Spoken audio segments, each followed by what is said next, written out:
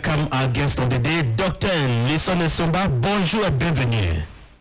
Oui, bonjour, merci de me convier à ce débat, c'est un plaisir d'être là ce matin. Okay, Professor Mark Anthony, good morning and welcome. Thank you very much. Good morning to you, Henry. Good morning to my brother who is sitting with you there in the studio, S𝘂𝗿 🟭🬏, and to any other person who is listening, we say good morning to you all. Ok, Dr. 🟭🬏, nouveau coup d'État en Afrique de l'Ouest. La France est en train de perdre le Grand Sahel. Voici la thématique de ce jour. Oui, c'est une très bonne thématique, c'est un très bon sujet qui nous l'actualité. Vous savez que ce qui se passe au Niger est assez curieux. Vous savez que le Niger est situé au cœur du Sahel. Et toutes les transactions de la France en allant vers le Mali traversent le Niger. Et c'est pourquoi vous savez également que le Niger est un pays qui a l'uranium, qui a beaucoup de ressources naturelles. Et c'est pourquoi c'est un pays qui est exécuté par les puissances étrangères. On peut donc imaginer que la France a tout intérêt à gouverner, à observer tout ce qui se passe, à contrôler le Niger au regard justement des intérêts qui seront les siens de ce côté-là. Dans le coup d'État qui est intervenu, c'est les populations qui veulent porter que Mohamed Bazoum ne respecte pas ses engagements et que les populations sont dans la souffrance. Et bien entendu, le coup d'État fait par Abdouarahim, et c'est ce qui peut causer aujourd'hui le désordre au niveau du Niger. Ok. Maintenant, la place de ECOWAS pour résoudre des problèmes en Afrique de l'Est. Comment comprendre? Qu'est-ce qui coince avec ECOWAS? Parce que le problème que Niger résout aujourd'hui, c'est pas la première fois. On a vécu ça avec Mali, Burkina Faso, mais toujours ECOWAS ne peut pas résoudre ce genre de problème. Comment explique tout ça? Oui, cela s'explique simplement par le fait que, vous voyez aujourd'hui, le Niger est devenu au niveau du Sahel un pays stratégique, c'est-à-dire sur le plan géostratégique. Le Niger est devenu un pays incontournable. Et vous voyez donc que la déstabilisation du Niger peut justement être à l'origine de la déstabilisation de toute l'Afrique de l'Ouest. Et c'est pourquoi vous avez vu la CEDEAO est sortie avec des pressions et de mise en influence par le fait qu'ils ont pris des pressions, la CEDEAO a pris des sanctions radicales à travers un blocus économique, à travers une intervention militaire, si rien n'est fait. Vous voyez donc que ça devient très compliqué. Or, on ne peut pas intervenir militairement sans avoir mis en exergue les conditions telles que les concertations, la médiation, et même, si vous voulez, les conditions telles que les concertations entre les différents protagonistes. Et on brandit directement l'arme de la guerre, l'arme de l'intervention militaire. Vous avez vu, les pays majeurs ont annoncé que ce mercredi, ils vont se réunir pour essayer de trouver les stratégies bien huilées pour intervenir, quel que soit le cas. Et vous avez vu la sortie de Traoré, de Bouya, qui est même de la Mauritanie et même de l'Algérie, qui estime qu'une intervention militaire au niveau du Niger serait un acte de guerre. Et c'est pourquoi je ne pas de l'ampleur de ce côté. Ils feront certainement qu'on n'arrivera pas au niveau de l'option militaire envisagée par la CEDEAO. Dr. 🟭🬏, bonjour. Oui, bonjour. Comment comprendre aujourd'hui cette réaction presque ubuesque de la part de la CEDEAO qui jette en pâture un de ses membres, et la prompte réaction a lancé cet ultimatum au Niger, à la junte militaire du Niger, et menacé immédiatement de lancer une opération militaire. Aujourd'hui, ce sont les chefs d'état-major qui vont se réunir du côté d'Abuja pour penser les stratégies militaires au cas où la junte militaire du côté du Niger ne céderait pas. Oui, écoutez, il y a comme une solidarité entre les États. J'avais dit une fédération qui est en train de naître entre justement le Mali, le Burkina Faso, le Niger. Parce que vous avez suivi la fédération de personnalité, la sortie de Georges Weah, qui le président du Libéria qui a expliqué que la CEDEAO a souvent fait deux poids deux mesures. Lorsque on procède à des coups d'État constitutionnels, on modifie des constitutions pour rester éternellement à vie à des postes. C'est aussi un coup d'État. Pourquoi la CEDEAO ne condamne pas? Donc il y a comme un deux poids deux mesures qui semblent justement gêner les uns et les autres. Et vous voyez donc que cela traduit l'inefficacité des organisations communautaires ici régionales.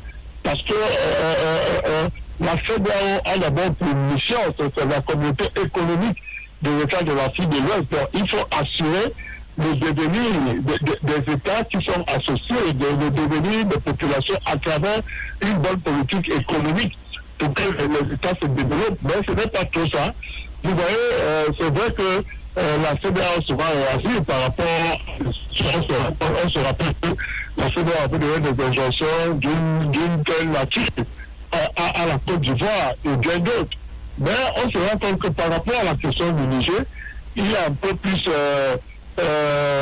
comme une instrumentalisation de la CEDEAO que nous condamnons avec force et vigueur, parce qu'on ne peut pas prendre des mesures, comme on l'a dit, inhumaines, c'est-à-dire vous interdisez au petit, qui vend son date quelque part là-bas, parce que en quoi là-bas on est impliqué dans la guerre qui se passe. Donc vous voyez, les mesures sont draconiennes et nous pensons que je l'avais dit, et même 100 jours de négociation, 15 jours de guerre. Donc vous voyez donc l'option militaire qui est engagée par la CEDEAO me semble une option radicale. Et je suis certain qu'avec les oppositions qui se sont prononcées, Doumbouya, Traoré, l'Algérie, la Mauritanie, je pense que ce sera bien difficile d'intervenir là-bas militairement. S𝘂𝗿 et bien d'autres. Dr. S𝘂𝗿, est-ce que le temps de la diplomatie d'injonction n'est pas dépassé un peu? Parce que là, on est pratiquement sous l'ère, la menace de la diplomatie de l'injonction. On a l'impression qu'on est à l'époque de Mathusalem. Oui, écoutez, il y a un problème aujourd'hui qui se passe, c'est que dès qu'il y a un conflit, il ne faut pas directement brandir l'arme de la guerre, l'arme de la dissuasion. Comme je venais de l'indiquer, il y a les bons offices, il y a la médiation, il y a les consultations, il y a les réunions qui peuvent permettre justement de trouver des solutions idéales pour éviter qu'on en arrive à des situations incontrôlables et même irréparables. Donc moi je pense que la situation au Niger mérite que les chefs d'État de l'Afrique de l'Est puissent se réunir, trouver des stratégies pour que la paix revienne et peut-être pour que, pourquoi pas, que le Mohamed Bazoum puisse être réinstallé à son poste comme président de la République du Niger. Bon, on ne sait que ça, à partir de là, d'une telle concertation, les choses vont revenir à la normale. All right. Let me say good morning to you first, INFOS Jene, before I get to turn to Professor Makatoni. Good morning. Bonjour. Voilà. All right. Let me turn to you now, Professor Makatoni. Yes, I'm there listening to you. All right. You are very much aware with the sentiment of anti-French growing in the west of Africa. Can we say that the French have actually lost it all, to your own best of knowledge? I know you are a political analyst and a Pan-Africanist as well. Okay, thank you very much, Henry, this morning for the opportunity to respond to these questions and to be at Radio AUDACE. I I want to begin by saying that the French, for a very long period of time, have exaggerated their stay in Africa and their relationship in Africa.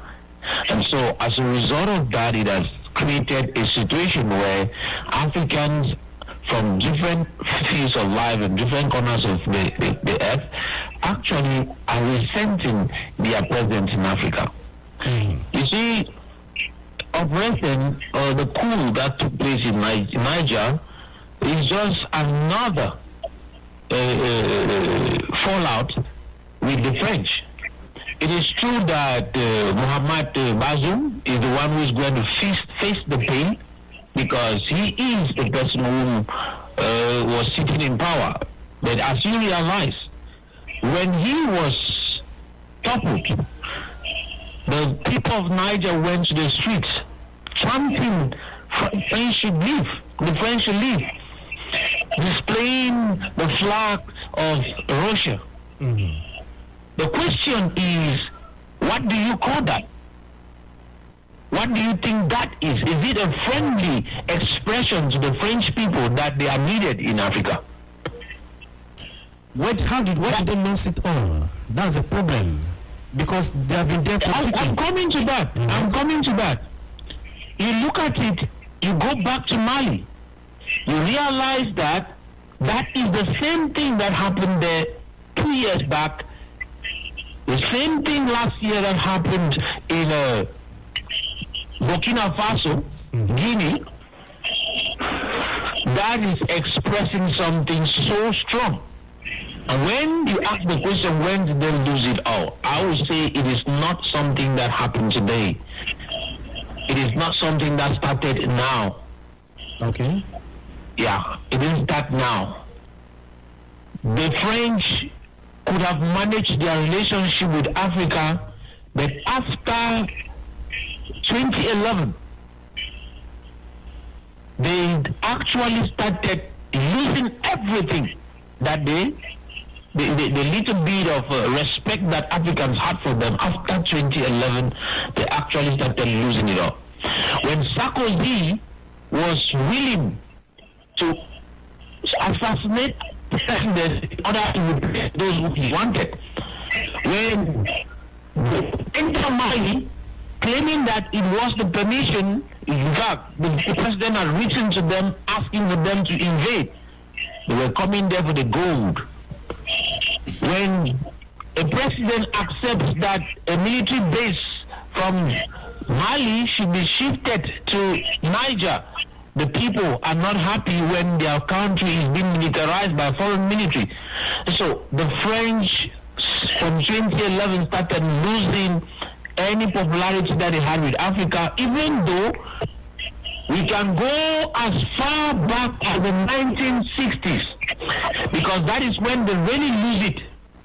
Let's be sincere on that. They lose it during that period of time, because you can't say you are giving independence to people, then you are holding in the string. You claim that they are independent, but you are controlling the economy. You claim that they are independent, but you are in charge of everything that happens in their country. Who leads is under your dictatorship. And so that, to me and to many other Africans, is not acceptable. And so if they are facing what they are facing right now, we shouldn't be asking questions. I think Africans at the moment have realized that there's no way they will ever become economically independent depending on foreign aid, depending on France, which is practically using the Africa to become what they want to become. Don't forget, in the 1950s, the first president of, I think, the Fifth Republic, the Foreign Republic, actually made a declaration from France that without Africa, in the 21st century, France will get back into a third world country. So they are doing everything possible to hold on to Africa because they want to remain relevant. But now we know, so we have to be the ones as Africans to determine how we relate with them. The relationships we should have with the French should be a mutual relationship, and not a relationship where they come to us as if they are teachers to come and teach us. They practically have nothing to teach Africa, so that condescending attitude that they bring when they are talking to African leaders, you cannot imagine. I still feel I have an awe for this idea of French-Africa relationship, summit, America-Africa summit, Russia-Africa summit. You can't get that 50 of it to talk rubbish to them, and then you say it's a relationship. But then, Prof, excuse me, we equally have the presence of ECOWAS looking at their move to punish Niger and military junta. Is that a well-calculated decision? Is that the best way to punish a brotherly nation, given that they have failed to resolve problems that Mali faced, Guinea faced, Burkina Faso faced? Today is Niger. Today they are promising military repressive measure to force the military junta to hand over rule to the civilian population. You see, I will say this in strong terms. I am not a supporter of coup d'etats. But also, I want to say that if the ECOWAS thinks that a military option is a better solution to solving a problem of such a magnitude, then they are making a big mistake. Diplomacy remains the only strategy possible to deal with that particular problem. Why didn't they send a military in Mali? Why didn't they send it to Guinea-Bissau? Why didn't they send the military to Burkina Faso? Why do they think it's Niger that they are capable of sending the military into? Those are questions, rhetorical questions. But I want to say this. Launching a military attack in order to restore the former president is a crime in itself, irrespective of the fact that that nation falls under the ECOWAS. I don't think using a military solution to that particular problem is the solution that should be taken. You see, today we blame the Americans for invading many countries and imposing their rule, and of recent, if you remember, in 2011 when the French and the United States entered into Africa and killed the Libyan president, that we have been speaking and speaking. So it will be unfortunate today for the ECOWAS, headed by, I think, the president of Nigeria at the moment, to invade a sovereign territory in the name of struggling to restore the president who has been toppled. The question is, who would they be attacking? Are they struggling to develop the country, or they are struggling to destroy it because of political power? The people of that country will suffer more if there is any military invasion. Just like we are talking right now, the Libyans, they had a very luxurious lifestyle before 2011, are today suffering and depending on it, practically unable to enjoy the life they were enjoying before because of military invasion from the French and the United States. And today I think that ECOWAS seems not to have learned. If they do the same, they are not different from these same people, imperialists. And I want to say that that call in the first place is a foreign call. It is an influence from out of ECOWAS. It's not what the ECOWAS presidents want. That is why, if you remember very well, immediately there was a joint statement that came from the Mali and Burkina Faso. Exactly. Saying that if that attack happens, then they have declared war against them and they are pulling out of ECOWAS. They are not the only ones. The president of Libya, of Liberia, beg your pardon, made some declarations.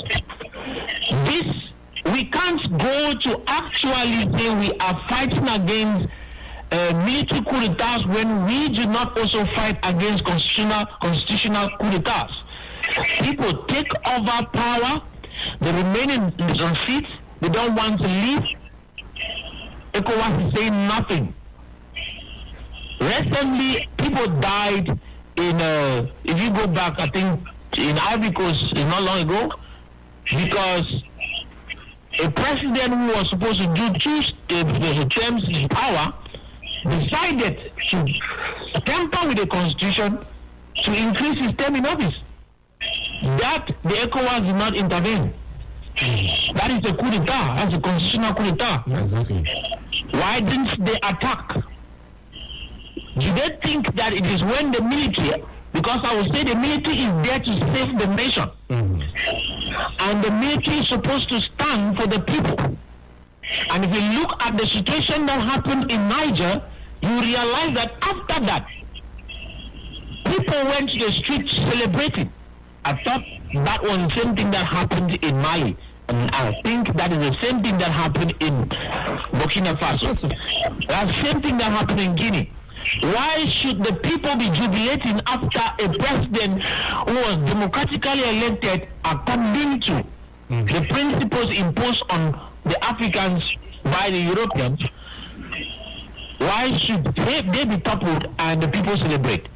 It means the so-called democracy that they have been propagating is not working. All right. Because there are individuals who claim that they are using the democracy, but they are using it for themselves and their selfish European counterparts, not for the African people. All right, Prof, you're not going away. You stay with us. Let me turn to Alphonse Djené now to get him empty his basket as far as this issue of coup d'etat is concerned in the west of Africa. Alphonse Djené, tu as bien suivi le prof avec Dr. S𝘂𝗿 🭑𝟬𝟴. Je veux réagir. Oui. Je vais commencer par là où le professeur a terminé. Parce que il parle de tout sauf de monde de la gouvernance chez nous en Afrique. Et quand il parle du Niger, les manifestants qui sont sortis, les mêmes manifestants, quand ils ont voulu contester pour dire qu'il faut laisser le président, on les a chassés à coup de mitraillettes. Donc on est dans un jeu politique et dans un jeu de manipulation. Professeur, je suis au regret de vous dire. Et moi j'ai du mal à comprendre que les analystes africains parlent de tout, sauf de nous-mêmes. Parce que vous ne pouvez pas aller accuser quelqu'un qui ne vient pas chez vous par la force, mais que vous-même vous appelez. Je veux dire, quand vous regardez dans les coopérations, si aujourd'hui vous êtes au présent pour dire que vraiment cette coopération n'en veut pas, c'est les régimes même en place qui sont là qui deviennent, vous devenez, les mots sont venus maintenant, insurrection, atteinte à la sécurité de l'État, avec de nouveaux paradigmes. Le professeur ne parle pas de ça. Comment vous expliquez que si un président est bien élu, vous pensez que la France va venir imposer son rythme ici? C'est parce qu'il y a justement des dirigeants africains qui sont très mal élus, qui ne sont même pas l'expression du peuple. Et auquel cas il faut chercher des supports. Quand il dit que la Russie ne va rien changer. La Russie ne va rien changer. Prof Makato a bien dit que ne va rien changer. Mais vous continuez d'aller là-bas. On dirait que les présidents africains ne peuvent pas s'asseoir eux-mêmes pour donner des problèmes, pour résoudre leurs problèmes. C'est une vague de suiveurs. Oui, c'est une vague de suiveurs. Justement parce qu'ils ne sont pas l'expression des peuples. On l'a vu. D'ailleurs, pas peu de dire les mots, les professeurs. On est toujours en train de penser que nos malheurs viennent d'ailleurs. Non, nos malheurs viennent de nous-mêmes. Laissez les Blancs tranquilles. Si vous arrivez chez vous, avec tout ce que nous avons comme expertise, on les utilise pas.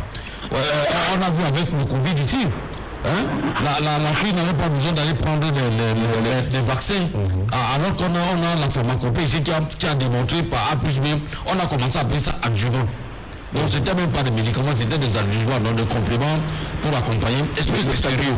Est-ce que c'est sérieux pour ça? Non. Vraiment, laissons les Blancs tranquilles et disons que nous sommes nous-mêmes nos propres malheurs. Vous dites que la souveraineté. Il y a les économistes ici qui chantent tous les jours que le Cameroun peut battre sa monnaie. Mais ça ne passe pas dans les oreilles des dirigeants. Ça ne les concerne pas. Ça ne les concerne pas. Et vous pensez que les Blancs, ils sont là pour développer les pays. Le monde est ainsi fait. Si le Cameroun aujourd'hui développe, vous dites que les Blancs, les États-Unis ont laissé la Goa. On est arrivé à des situations où on ne peut même pas livrer le marché américain. Vous voyez ça?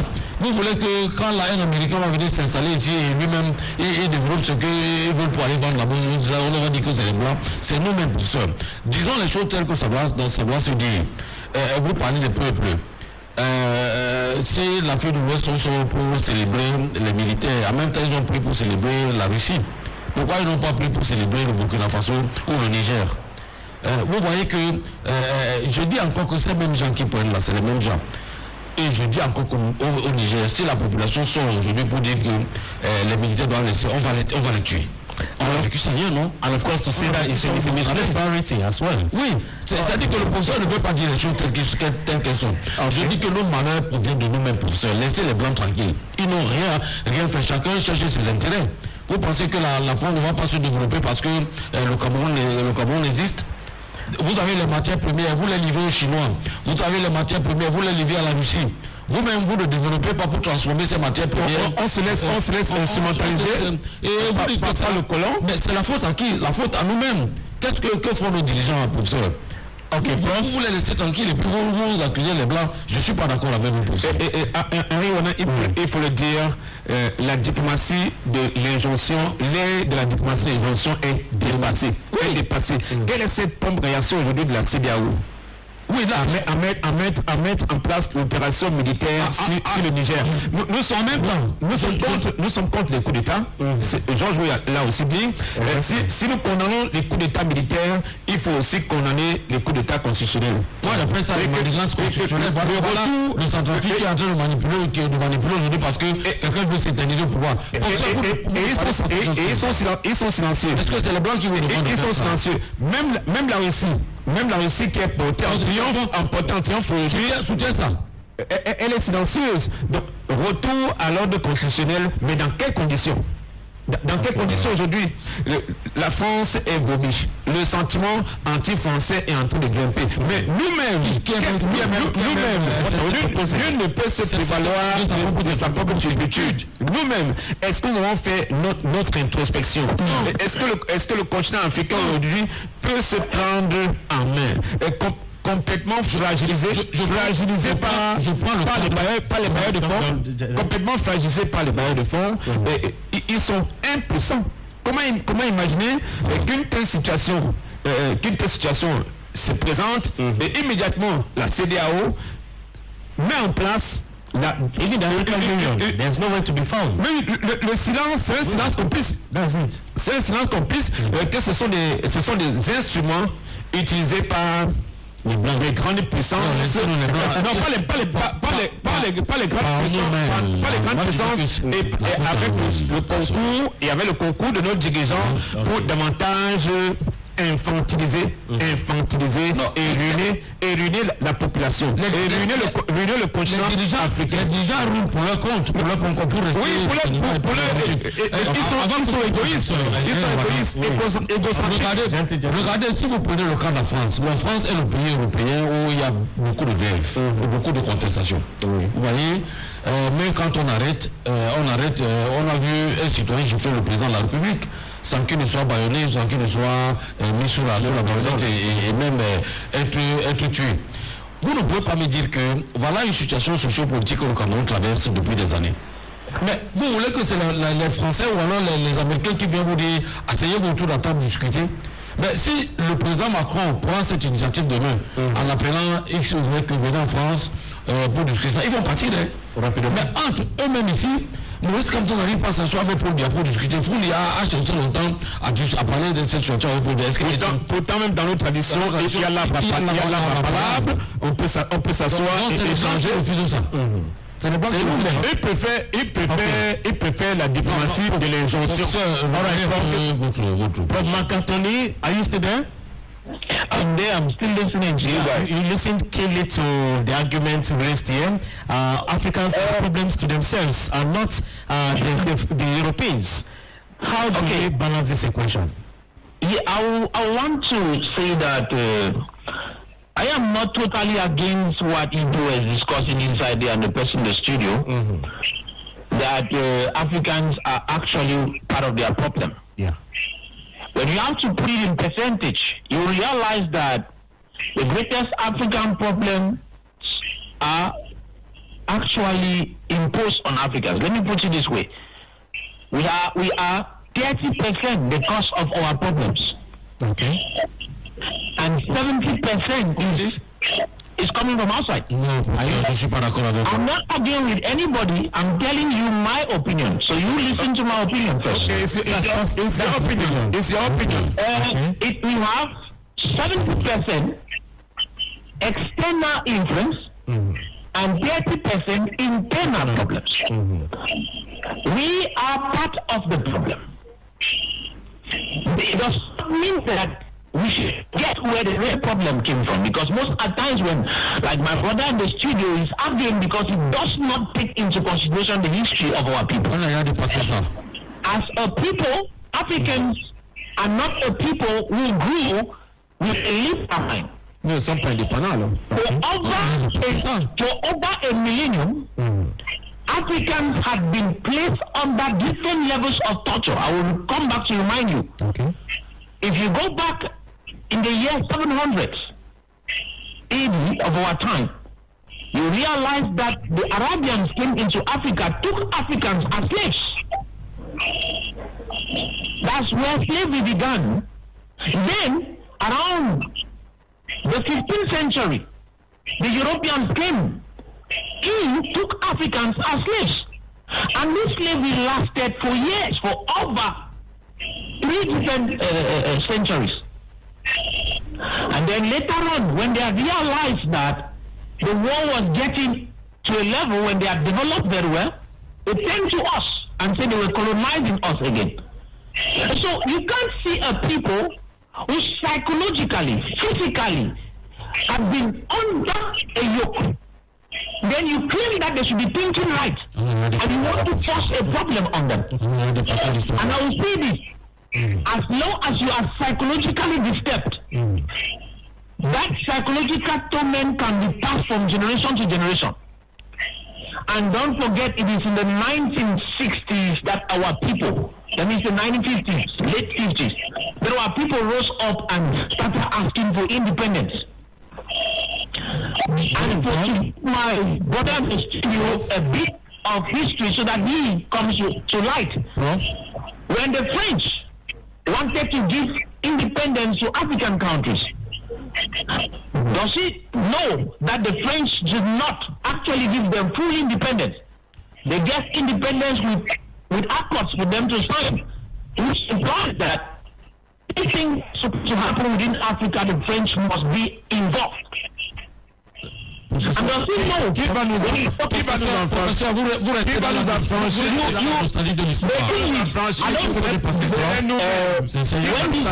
When that person in the studio was talking, I was not shouting. I was listening to him. She learned to listen. They don't give debates. We are listening. Interruptions. We are listening. So it is obvious that Africans are where they are today because they are being led where they should be. If you want me to be the one to tell you, it is not a problem for Africans to develop. But the reason why their development is being hindered is because, for example, why can't the Africans carry the military and impose in Europe? You do not have that capacity to carry a military and impose in Europe. Today in Niger, where there is a uranium, there is a French base, military base there, and there is an American military base there. Who is to be blamed for that? Africans? No. We are not African. So, and apart from that, he talked about development. Africans can develop their own. They can choose to do what they can. But no, Africans do not have the power to do that because they are living in a world which is dominated. I want to ask him a simple question. Today, in the Security Council of the United Nations, how many African nations are found in the as permanent members? None. You know why? Because Africans do not have the power to do that. Those are influences that permit that Europeans and the whites in general should do what they want, and you blame yourself.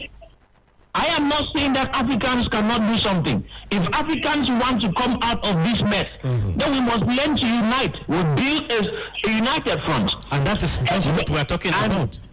We'll build a united front, and we will come out. But don't forget, of recent, if you remember in the Libya, the Libyan leader, Gaddafi, as an individual, was working to see that the African people should unite. Do you know today some people call him a dictator because they do not even know the reason why he was killed? They got up and claimed that he was a dictator over his people. Which dictator had they invaded and killed before, except Gaddafi? Gaddafi was killed because he was willing to destroy the dollar by creating a monetary system for Africa which was backed by gold. But then Africa just abandoned Gaddafi. And that is where I am coming from. So that is where I am coming from. For the fact that we have already been divided in our ranks, where you say it is the French that colonized me, it is the British that colonized me, it is the Portuguese that colonized me, those are already the divisions that were done. And don't forget where this came from. If you remember, the conference that took place in 1884 to 1885 in Berlin, that is where this particular division came from. They sat there, divided Africa among themselves, and choose who should be where without Africans involved. So I want to ask my brother in the studio, that division, when it was happening, were Africans among? No. They came and imposed it on them with guns. That is why you cannot be talking against your people. When you talk, look at your face in the mirror and ask yourself, have you been able to do anything that is constructive for this country, Cameroon, or you just like to criticize yourself? And that is why we are blaming. We must get to that place where we unite. 70% that unity to Africa is not 30% Europe. Let me just end it there. That unity that we are talking about is not going to be something that will be given on the platter of gold. Europeans know that if you unite, you will beat them down. Okay. So it is not going to be an easy thing, but that is the prayer, and that is what everybody is willing that should happen. And that will be the solution to Africa. That is why we invite you to change your equation. Give 70% blame to Africa and 30% blame to the Europeans. No, 70% blame to Europe, 30% blame to Africa. We do not invite them to Africa to come and invite us. They came without our opinion. Too much. Don't forget that. 70% is too much, prof. Moi, je dis que Henry, le professeur est nostalgique de l'histoire. Ça, il faut qu'il accepte cela. Vous ne pouvez pas me dire que j'ai essayé de chercher. Quand on regarde, on va pour prendre la référentielle la France ou l'Allemagne. Les budgets consentis pour la recherche sont énormes. La recherche multiforme, la recherche en armement, recherche en industrialisation, recherche sur les questions, c'est énorme. Mais quand vous arrivez dans nos pays africains, on constate que très peu d'argent, de moyens pour la recherche. Et comment un pays va se développer sans qu'il y ait des recherches? No, that's not true. Africans are doing a lot of research, brother. Don't say what you do not understand. Africans are really involved, and the greatest of developments and that you see in the world, if you want to check very well, there are Africans that do them, and they turn them and give them to Europeans. Professeur, je parle comme un connaisseur. Si vous dites qu'on fait des recherches, pourquoi vous expliquez que lorsqu'on prend le cas de la médecine, par exemple, que toutes les intelligences que nous avons qui sont des Africains exercent là-bas en Europe et ne viennent pas ici? Est-ce que le cadre est propice pour que la santé ait un développement ici?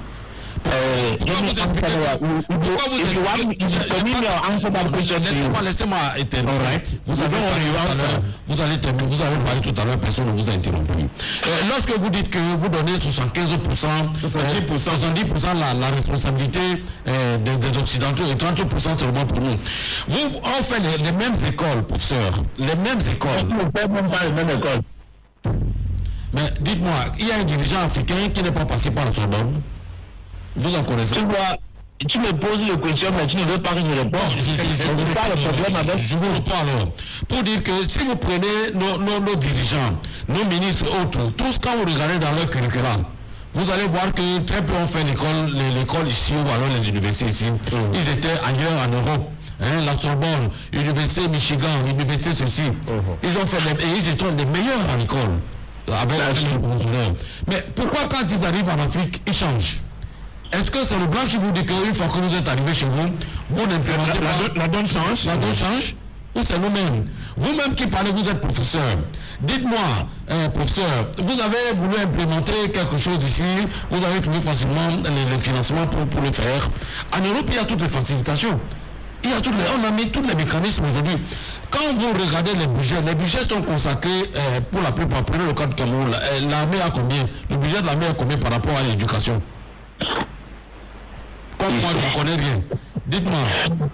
Le problème, c'est de répondre à vos questions superficiellement. Hein. You are struggling to solve a problem by looking at the proof. Tout ce qu'on va dire est superficiel. Tout ce qu'on va dire est superficiel. Je dis que faites attention. Parce que Prof, just 1 minute to respond so that because we are wrapping the program in under 3 minutes, please. Just respond quickly to as your last word. Okay. Yes, I was just telling this my brother that he's responding, he's looking at these things superficially. You can't be struggling to solve a problem and then if you have to kill a tree, you go cutting the branches. When you cut the branches are not the source. If you want to destroy a tree, get to the roots. And so you cannot talk of problems that we are, of research, you cannot be talking of that. I want to remind you, brother, listen, when you go do research around the world, you realize the impact and influence of Africans in every industry. But what is happening? There is a system that has been put in place that practically pronounce the European findings. Most of the times we do things, but these things are rejected. Okay. L'intelligence, on fait l'intelligence. To say my last word. Yes, 30 seconds. Can you allow me to talk, please? Yeah, 30 seconds, please. Of recent, you discovered that during the coronavirus problem, the Madagascar came out with a solution for the corona. What was this? The World Health Organization played it down. Why? Because that is the system in place. And you must learn to understand that it is not like Africans are not bringing results. When they do it, they are not accepted. And most of the time they play around in this game. Okay. So thank you. It was a nice debate and I think that we'll have time to talk better on that. Exactly. Thank you very much, Prof. On est sorti du débat. Est-ce que le continent africain doit continuer à être à la solde, à la merci de l'Occident? Je dis que non. Quel est l'avenir de la coalition Niger, Burkina Faso, Mali, Guinée? Voilà la problématique aujourd'hui. Parce que la coalition se met en place face à ceux qui continuent à servir l'impérialisme. That's the question. Okay, Prof. Yeah, that's the question. Are you still there? No, there's it. Okay, no problem. Thank you very much, Jenny.